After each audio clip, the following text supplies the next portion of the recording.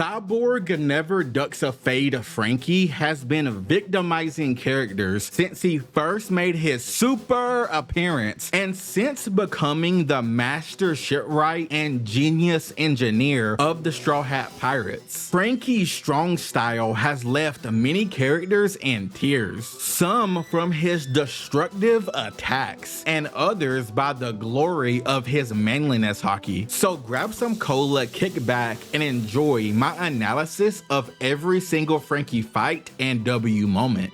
To fully understand the evolution of Franky as a fighter and character, we have to start all the way back to his very first victim, the Straw Hat's very own Usopp. Of course, when Usopp initially gets beaten up, Franky wasn't there. However, it was his gang that did it. The incident happened after the Franky family jumped Usopp and stole the 200 million berries bag he was in charge of protecting. Usopp then went to the Franky house alone to get the berries back because he was too ashamed to ask for help, which is when he was smashed to bits. Like for real, this might have been the most jacked up I've seen one of the Straw Hats. Usopp's nose looked like he was throwing up gang signs. After Luffy, Zoro, Sanji, and Chopper discover Usopp's beaten and bloodied body, they lock in and head into the Franky house to get it back in blood. They destroyed every member of the Franky family that was there. Even Chopper was putting Antler to ass. By the time they were finished, even the house itself was demolished. This was all important to cover because it was this event that led us to Franky versus Luffy, which was much closer than people tend to remember. That's right, at Franky's introduction, he was on par with then Luffy. This was our first real look at Franky's fighting style and moves. Their fight eventually gets interrupted by the Galley Law Boys. However, Franky, being the man he is, still makes a pretty strong first impression by blowing up a good portion of the dock with his signature move, Coup de Vent. Later in the arc, Franky brings both Usopp and Going Merry to his secret base and waits for Luffy to come. But when Franky explains to Usopp that the Galley Law's evaluation of Going Merry is accurate, the two of them face off. I'm not sure if we should call this a fight because Franky was already in tears after hearing Usopp out. So let's just say they have a disagreement. Franky is the type of man that is going to give it to you straight. He will tell you the truth even if it's a hard pill to swallow. And if you don't want to swallow it, he might force it down your throat for your own good. It's also at this time that Franky starts destroying his next victim, the Going Merry. I'm being serious because we know from this arc that the Going Merry was a member of the crew. Franky wasn't doing this out of malice, but out of respect.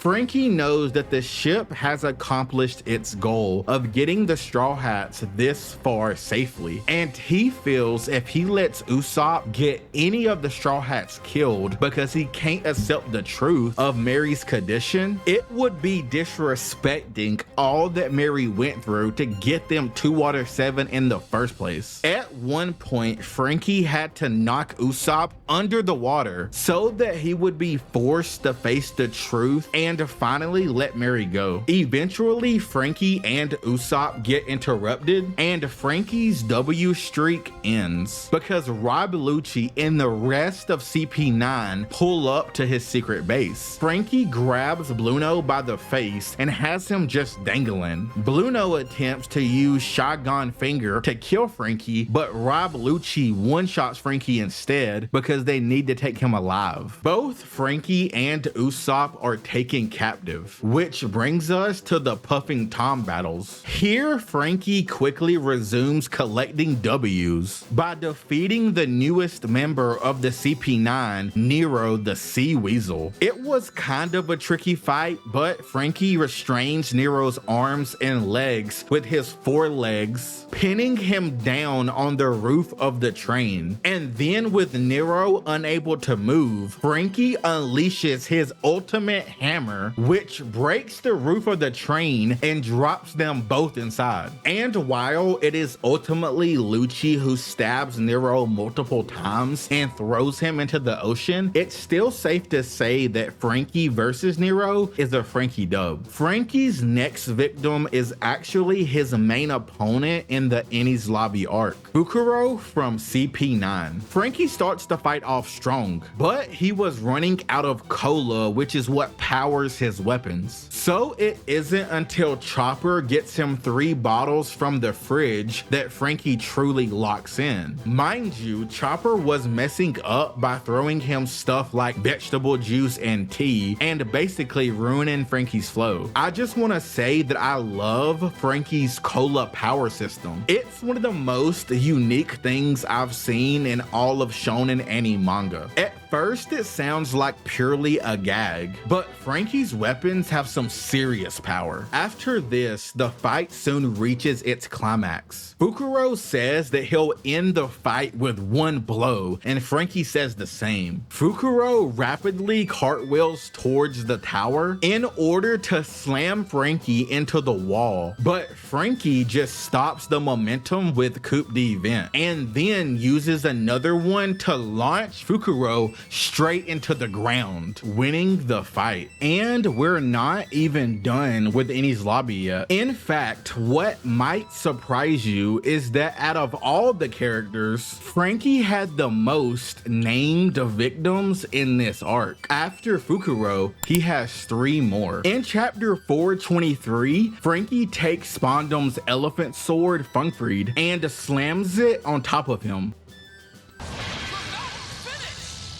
Then Franky's 7th victim in this arc is a marine captain named Very Good, who has the powers of the grapefruit, so he can transform into like grape-like balls. In the manga, it looks like Franky defeated him easily, but it's hard to tell because Very Good is only in a panel or 2 in chapter 426. But in the anime, it was different. Franky shot his head like a cannonball into the side of a marine ship. After this, Franky's 8th victim is another marine captain named Sharon Guru, who has a pretty trash devil fruit that makes him into a wheel man. Sharon Guru gets defeated off screen. In fact, his devil fruit is so unimpressive that the anime straight up skips him using any devil fruit powers and gives him a regular sword instead. Anyways, 8 victims in just 1 arc is actually kind of crazy. When you combine all those W's with Franky's other banger moments around this time, like when he burned the ancient weapons Pluton schematics, it's fair to say Franky had one of the best character introductions in One Piece, and he definitely earned his spot in the Straw Hats crew. I was so lit when he officially joined. Franky's next opponent is in Thriller Bark and is actually a former member of the Rocks Pirates. We're talking about Ganzuwa, aka Zombie number 889. So technically not Ganzuwa himself, it's his corpse with another soul. In chapter 452, Franky defeats him with just 1 punch. He quickly recovers and follows after Franky and Robin along with other general zombies, but in chapter 453, he falls with them after Franky blows up the bridge between them with coup d'event. Then there's the general zombie Tawaran, who's built like a spider, and while he is Franky's next fight, I can't give him the credit because it's Brooke who ultimately defeats Tawaran. I covered this fight from Brooke's POV in my video, The Victims of the Humming Swordsman. But yeah, after all this, Franky aura forms with the the rest of the Straw Hats against Oars when he tries docking with the boys in chapter 472 when they create 6 giant robot Big Emperor. Next, we fast forward to Sabaody. Franky fights the pacifistas along with the rest of the crew. In fact, in chapter 508, he sends PX4 flying with his coup d'event, but of course, it's ultimately a team battle. When Kuma eventually enters the fight, he sends all the Straw Hats flying to various locations around the world. Franky lands at Karakuri Island, the perfect location for him to advance his scientific and engineering knowledge, as he is able to study the greatest scientist in the world's work after he discovers Vegapunk's old laboratory. This is where he cooks up a new body for himself, which has much better weapons and is built with tougher metal. Also, his new body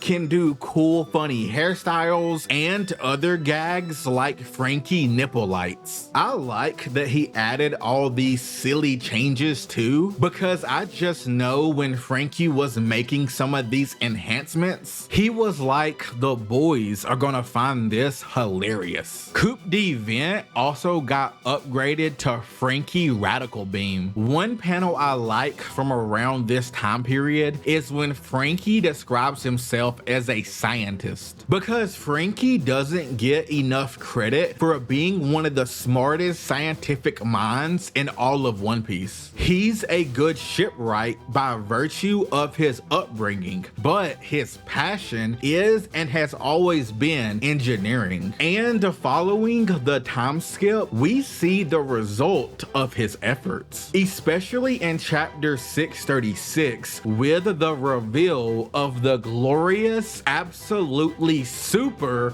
invention, the Iron Pirate General Franky. Then in chapter 636 in Fishman Island, Franky shows us the Franky cannon, where he pops out of the Iron Pirate to shoot at the new Fishman pirates. In chapter 642, he pops out of the Iron Pirate again to shoot Franky Fireball at Icarus Much. And then you have chapter 646 where Franky absolutely destroys Icarus Much with his new laser beam, everyone's favorite Radical Beam. Next, in Punk Hazard, Franky gets plenty of action, but it's not as much about victims as it is about aura farming again. Franky looked awesome in this arc. For example, in chapter 677, as all of them are in chains and locked up, when Law tells Franky to burn up the battleships below them, he uses Franky Fireball, which pretty much sets everything below them ablaze. The smoke allows them to sneak away because Law had already replaced his sea stone handcuffs. Next, at the climax of Punk Hazard, Franky was outside the lab in his Iron Pirate General Franky when he saw Buffalo and Baby 5 arrive. This brings us to Franky versus Buffalo and Baby 5, and it's against these two that we really see what the Iron Pirate can do. Most of the fight, Franky really looked unbothered. General Franky has advanced and powerful artillery that is significantly greater than the already powerful weapons Franky has in his cyborg body. Plus, it's ridiculously resistant to damage. Baby 5's explosive attacks could not harm it at all, even though she claimed that even a pacifista would be affected. Even a point-blank missile explosion was only able to knock it over without sustaining any damage. It took a combination attack from Baby 5 and Buffalo to be able to pierce its hide. But even then, Franky was completely unfazed. In chapter 695, Franky introduces General Cannon by blowing both of them away with it. Alright, that takes care of Punk Hazard. Next up, we have Dressrosa. I recently reread this entire arc, and one thing I noticed was Franky's resolve and manliness was on point the entire time. First off, Franky wasn't just catching victims here, but he was dedicated to saving countless lives. As Franky told Luffy that this time,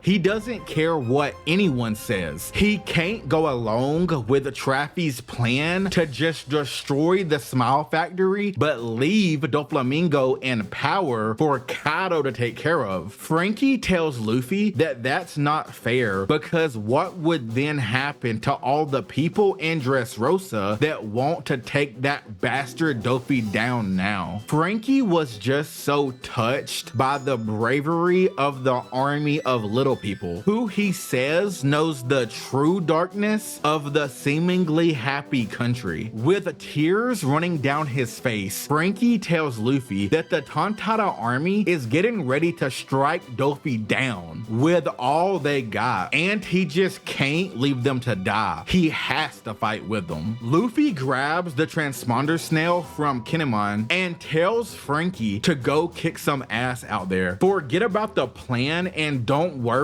the rest of the Straw Hats will be backing him up real soon. I need you to go rewatch or read this speech. Franky had me in tears and hype at the same time. He is just such an empathetic character, and I also like how Luffy backed up one of his crewmates' spur of the moment decisions, because they always do that for him, and it was cool to see that that goes both ways. When it comes to Franky's fights in this arc, a couple of them happen at or around the same time, mainly near or in the Smile Factory. Technically, Franky's first victim that's defeated is the manager of the Smile Factory, Queen. This happened in the middle of the Franky versus Senior Pink fight. Franky defeats her by first giving her a hug, then using her as a suplex weapon to smash her head against that of Senior Pink's. And then when she's fuming with anger, he shuts her up by kissing her. Only Franky could make that work in the context of a fight. Well, him and Senior Pink, who completely understood. Pink tells Queen to not blame Franky because it's her fault for getting involved. By the way, it's important to mention that Queen did like it too. She was full on blushing and saying Franky needs to wipe her up now. However, Franky is like, a young lady shouldn't get that worked up over a measly kiss, in which Pink agrees with him again. In a future cover story, we learn that Franky actually caused Queen to develop a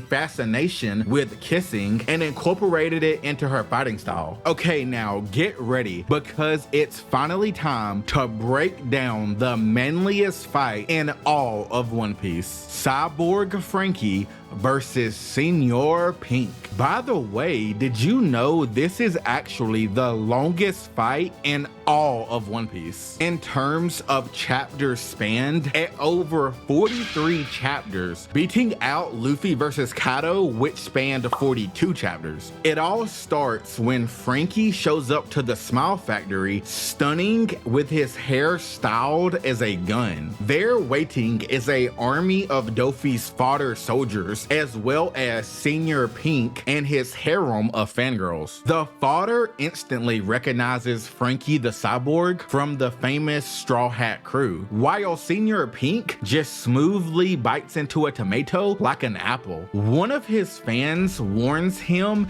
if he eats a tomato like that, his mouth will get sticky. But before she can finish, Pink cups her bobas and rips off her bathing suit and uses it as a napkin. And not only did this make her blush and fan out, but also every lady there. And all Pink has to say for himself is, quit clinging all over me, young girls. Go find a younger man to play with. The ladies then proceed to beg Pink not to get rid of them. Franky, who is just watching, goes, get a load of this pervert, which causes the fodder soldiers to be like, you're one to talk, referencing Franky's outfit. Franky kicks off the smoke with weapons left, coup de vent, crumbling buildings, and sends the fodder flying. Senior Pink, however, uses his swim powers to disappear into the ground and swims up behind Franky, grabs him, and aggressively suplexes him. After this, we cut away from their fight for a few chapters,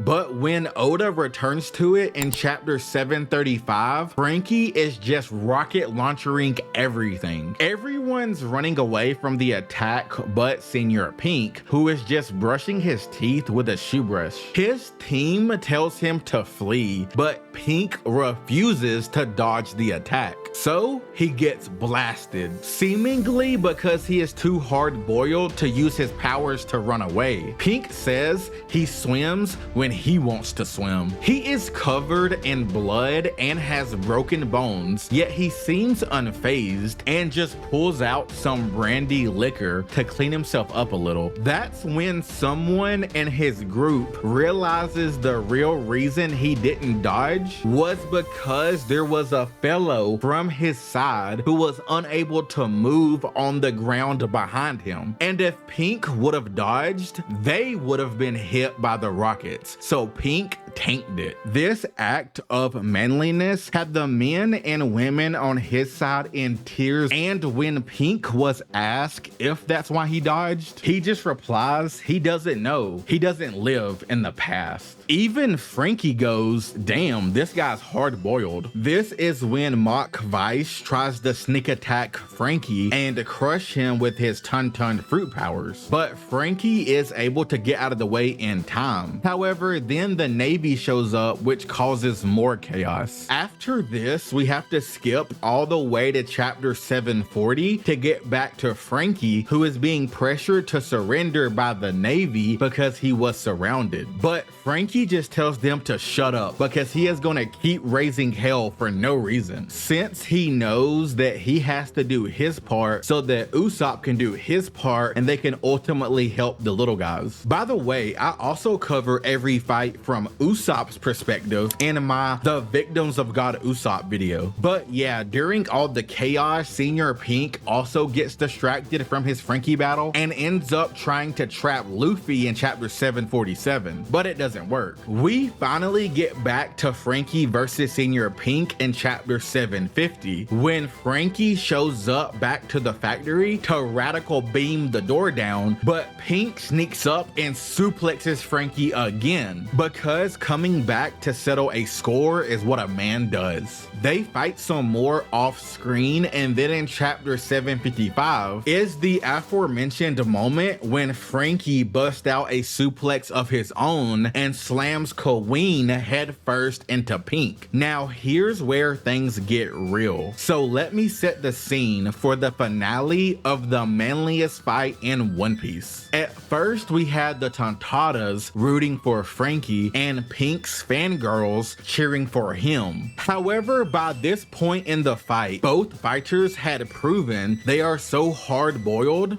that all the spectators present on both teams were cheering and respecting both fighters. Franky had won over Pink's girls and Pink had won over the Tontadas. Everyone was in awe of the real man's fight that was about to happen. And if I've won you over with my piratey content, just like this video and subscribe for the deepest dives into all things One Piece. It also helps me achieve my dream of becoming the pirate king of YouTube. It begins with Franky busting out Nipple Light Special and Pink using Diaper Bomb attack. Then they fight off screen again for a while, and the first attack we see land is Franky with a right hook. However, it turns out Senior Pink didn't dodge because he was protecting a kitten who would have been obliterated if he did. This made everyone watching shed tears out of respect. As a cat owner myself, I too got emotional. Next is an all-out exchange of Franky hammer punches and Senior Pink suplexes, in which both fighters refuse to dodge the other's attack out of respect. Both the fangirls and the Tontadas beg their fighter to dodge. Then Franky yells, "Shut up." When you're offered drinks at the bar,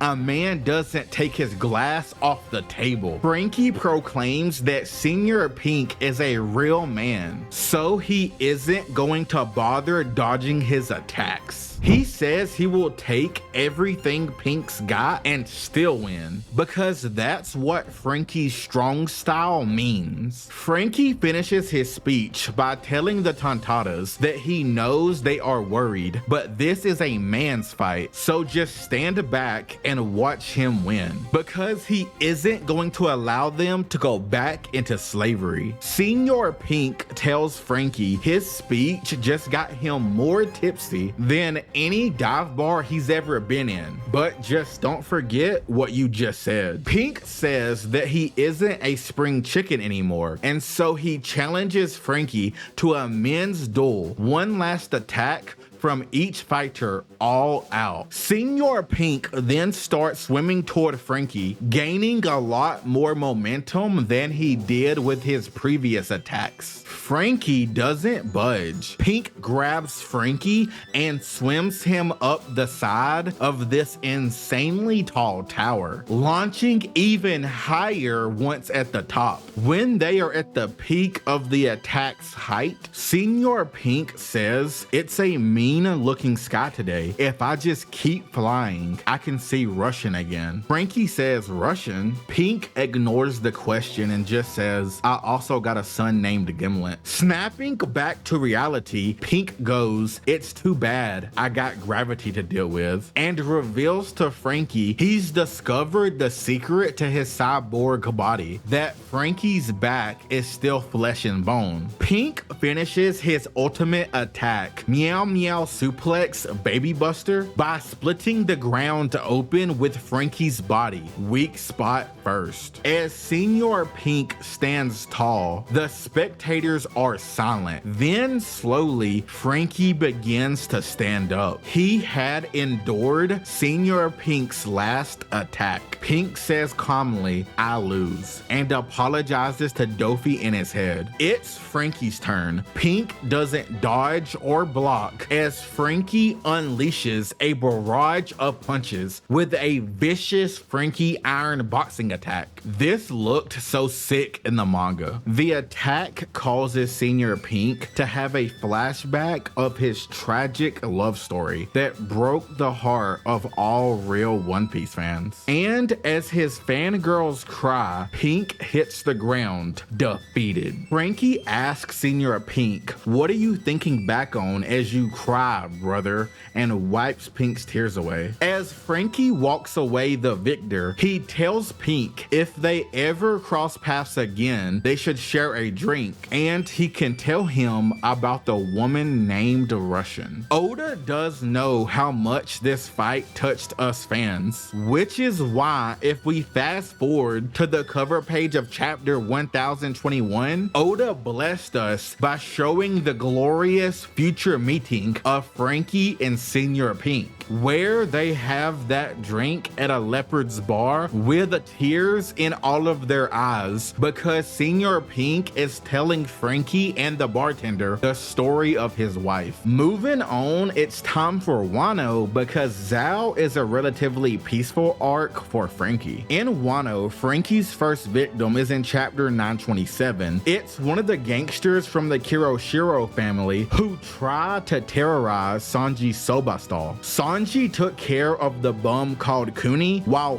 Franky suplexed the one named Suki. Next, we have to jump to the raid on Onigashima, where he has 3 victims. His first one is a big one, Big Mom of the 4 Emperors. This scene was hilarious. In chapter 988, right as Big Mom is about to fry Nami using Zeus's lightning, Franky the Freedom Rider arrives on his badass bike with Brooke playing music beside him. They straight up skirted right on her face, bro. This was so disrespectful. Franky and Brooke was going aura for aura. Nami is just like, "Big bro, thank you for saving me." After this, right in the next chapter, as Franky is face to face with Big Mom, Nami tells him they have to get away because she's an emperor of the sea. Franky asks Nami if she wants to make their captain the king of the pirates or not. As he loads up to shoot Big Mom, bomb with his radical beam. Though before he can shoot her, his attention shifts to Jackie of the numbers division of the Beast Pirates, who's holding Franky's Baracho tank, and he shoots Jackie instead. Next, we get Franky's biggest fight yet. Franky versus Sasaki of the Flying Six, who ate the dragon fruit model Triceratops. At first, it's not looking good because Sasaki's entire armored division restrains General Franky, but the grifters switch sides thanks to Tama's dongo balls. So now Franky is finally able to fight Sasaki one-on-one. Both land heavy blows and get annoyed at each other's toughness, which is honestly a W for Franky, because how tough do you have to be to annoy an ancient zone user with your durability? Sasaki uses his hybrid form and starts spinning, which was crazy because I did not know Triceratops could do that. Life, finds a way. Thanks for the paleontology lesson, Oda. Anyways, Franky manages to deflect him, but then Sasaki accidentally spins in the wrong direction and moves backward. He claims he did it on purpose to acquire more runway space. Sasaki then charges at Franky with his Tama Ceratops attack, and Franky's mecha attempts to counter with General Shield. However, the collision ends up accidentally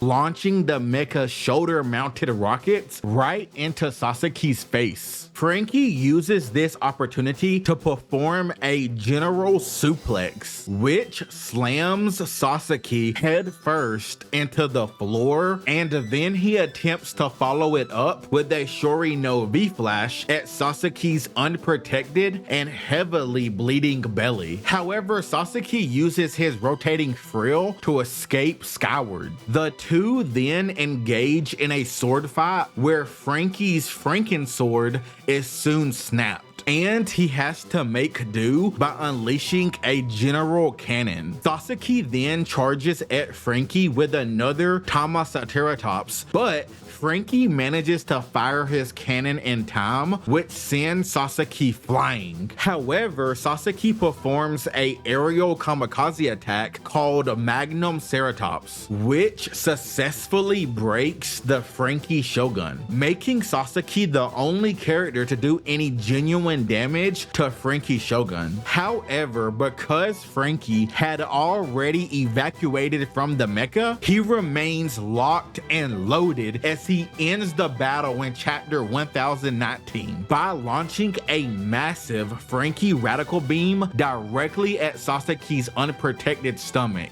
Winner, Franky. From here on, anime only watchers beware, depending on when you watch this video. In Egghead, Franky had an interesting confrontation with the Seraphim, where he recognizes S Shark's swim fruit powers and gets upset because he thinks Senior Pink is dead. But the best he does against S Shark is fire a radical beam, which does impress the Vegapunks. However, it doesn't do any actual damage. And then Franky gets done worse by S Snake. While he was preparing to restrain her with a bubble, she catches him off guard by acting cute and hurt at the same time, and then turns at least half of him to stone in chapter 1077. A cool redemptive moment Franky gets in Egghead is when Saturn tries to stab Luffy, who was already out of gas. Franky reacts instantly by using strong right to punch Luffy out of the way and then catches him safely. He also brags about how even the guys who run the world want his captain's head, which was a dope line, and given recent manga revelations, is actually even colder than he knows. A few chapters later, after Saturn recovers from that absolutely glorious Kuma punch in chapter 1104, Franky blasts a hole right through him with his laser to protect Kuma and Bonnie. Now, by no means did Franky win against Saturn, but Franky did stop him from killing Luffy, Kuma, and Bonnie, so that is some major W's. Franky needs more respect for never dodging a fade, especially if he's fighting for someone or something he cares about. Franky catches a 21st victim named Vice Admiral Red King, who gets in his way, but Franky one-shots the Vice Admiral with his steam strong right in chapter 1012. Franky's final big feat up to this point in the story is a team effort after Luffy explains to Franky, Sanji, and Bonnie that they need to knock Mars far away. The three of them hit Luffy in his balloon form as hard as they can. Franky uses his strong impact right, while Sanji and Bonnie use their strongest attack simultaneously. With all that momentum, Luffy blasts Mars off into the sky, Team Rocket style. This was actually a super neat combo attack, but not as super as you are for making it to the very end of this video. Drop a pie emoji or the word pie in the comments so I know you're a real one.